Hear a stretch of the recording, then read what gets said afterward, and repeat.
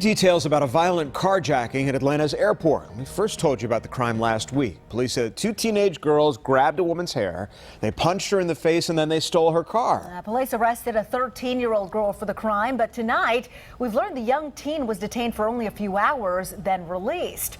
Well, Fox 5's Morse Diggs broke this story. He joins us now live with an update. Morse? Well, cops here at the airport and police officers around the city, they're upset because they say they can encounter and capture juveniles committing a crime, allegedly committing that crime, but they say the juvenile system fails everybody because the system is too lenient. Well, I asked a former juvenile judge to weigh in, and she's candid, saying there are holes in the system that need to be plugged.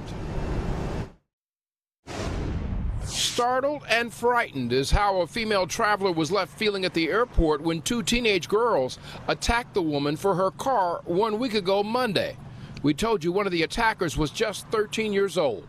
She was located hours later, but will she and the other child, if caught, receive punishment should the case be proven? Sources tell me that child, whose identity we're not revealing, didn't spend any significant time in detention, much like so many other juveniles. You are releasing a 13-year-old girl back to the home where clearly there wasn't any supervision because she was out there at 9:30 at night robbing people at Hartsfield Airport.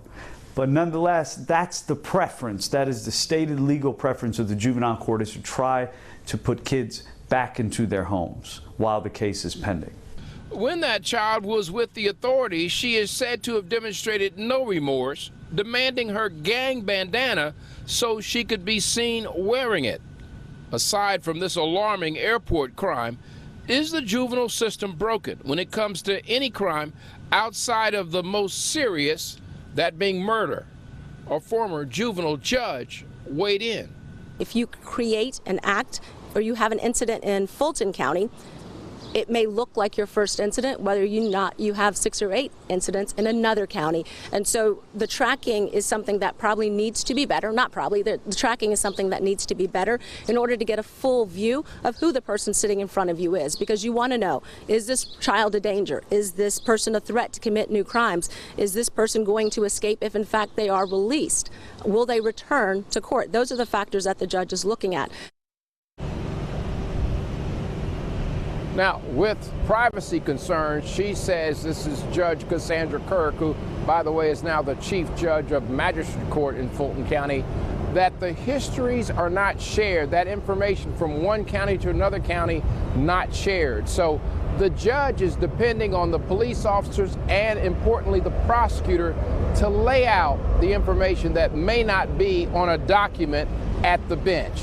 Now, as far as these two teens are concerned, they know, of course, who one of them is. They're still looking for the other. And ultimately, if both are brought before the court, the case will be heard, and we will follow this to see what kind of ultimate punishment they could be in for. Reporting live from Hartsfield, Jackson, I'm Morse Diggs, Fox 5 News. All right, Morse, thanks for the update.